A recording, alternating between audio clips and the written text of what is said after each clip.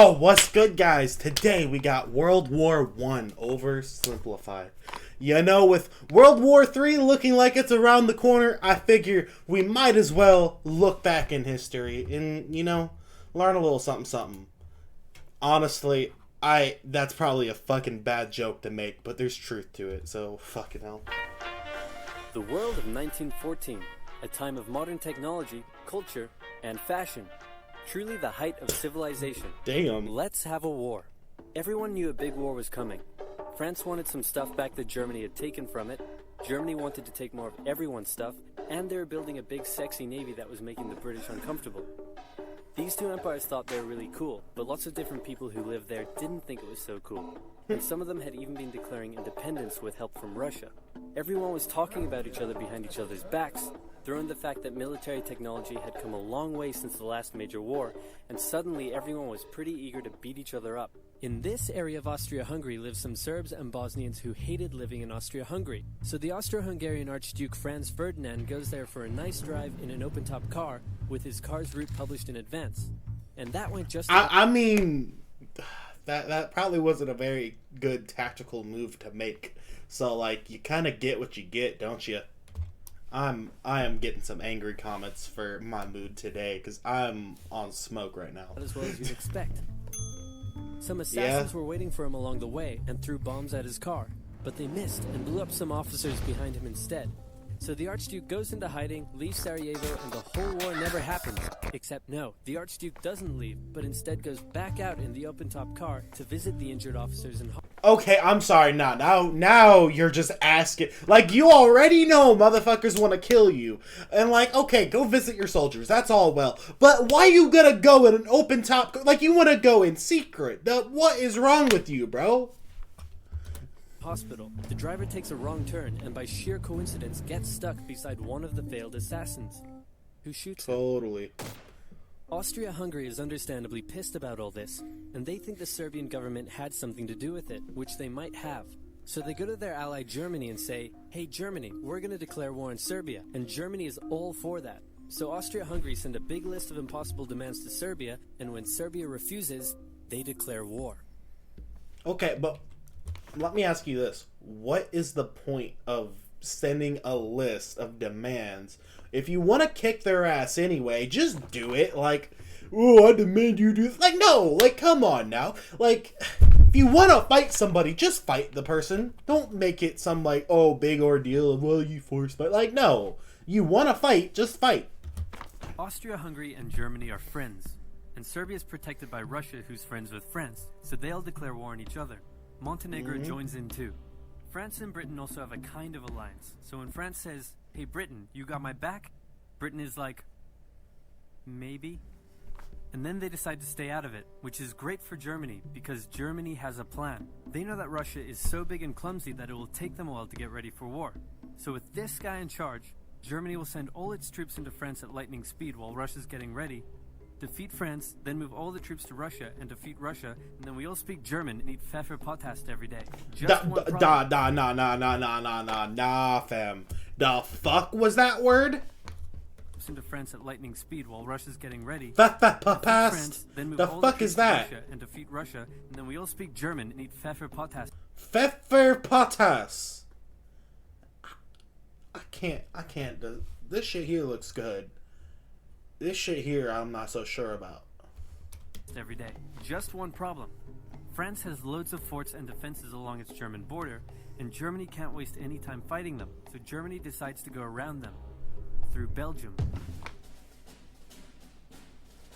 Belgium is neutral, but Germany wants to march 750,000 troops through it to get around France's defenses.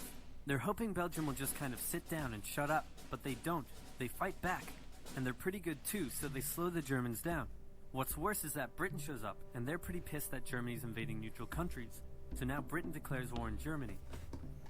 So Germany push on through Belgium and commit some atrocities along the way. They also wear spikes and sometimes skulls on their uniform. So if you're trying to not look like the bad guys, good job. The Allies have a propaganda extravaganza, and this starts having an influence around the world, notably in America. The U.S. President Woodrow Wilson sees himself as a bit of a Jesus figure and spends most of the war trying to get everyone to just hug it out. But there's also a large population he of said, ethnic he Germans. said he's trying to get everyone to just hug it out. That's tough. That's tough. The U.S. President Woodrow Wilson sees himself as a bit of a Jesus figure and spends most of the war trying to get everyone to just hug it out. But there's also a large population of ethnic Germans living in the United States, and when the war first Still true today. broke out, they were like, yay, Germany. But now that they're committing atrocities in Belgium, they're less enthusiastic. Let's play Spot the That's interesting. I never knew that, like, when World War was starting up, like, you know, a lot of American civilians actually were, like, fucking with Germany. I actually never knew that. French soldier. Did you see him? Mm-hmm. Easy, right? He's wearing a bright blue uniform with red trousers. And do you know who else spotted him easily too? The Germans. So when the French were slowly marching in columns through the countryside, the Germans easily tore them to shreds with their giant guns. All the nations involved in this war went in with an old school war mentality, and all of them had to update their uniforms and tactics a lot during the Great War. Because this war was going to be like nothing anyone had ever seen before. Russia's ready for war, and way earlier than expected. Hey, Austria Hungary, can you get on top of that? Oh yeah, sure, we've got this. Nope. So Germany has to send some troops back to the east to defend against the Russians.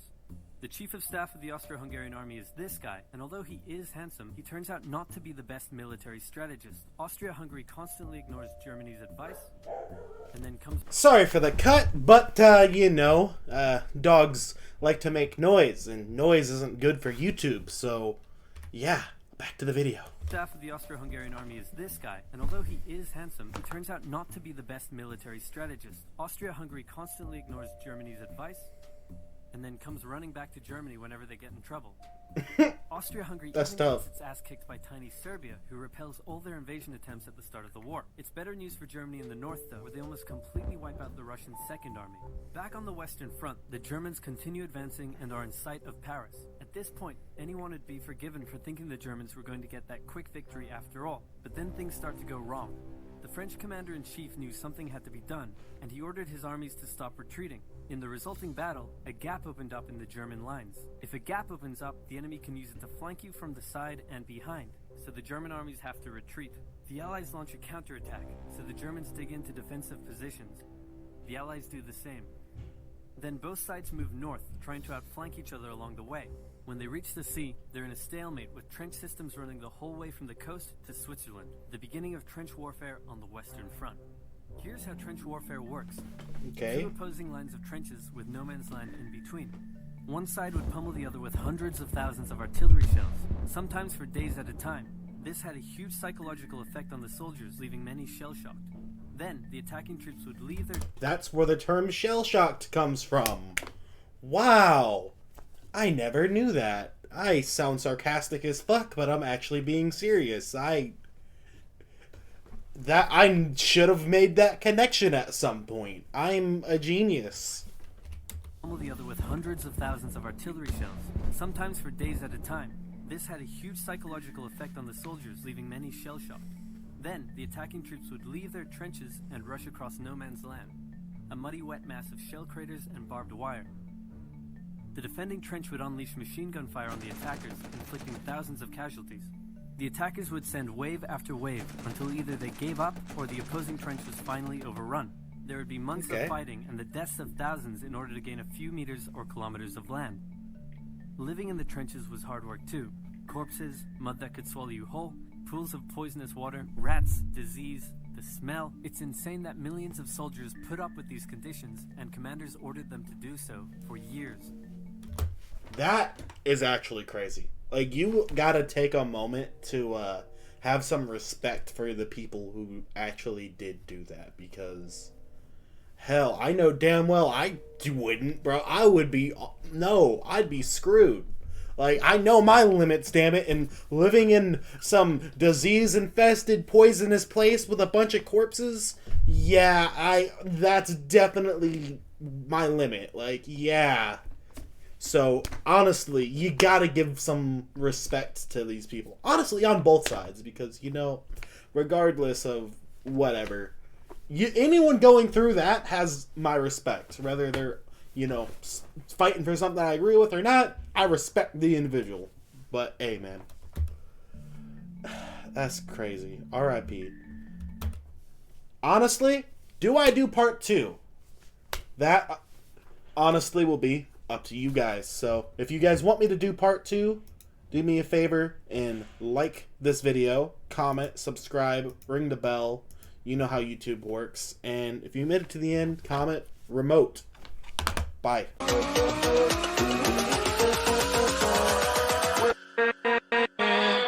With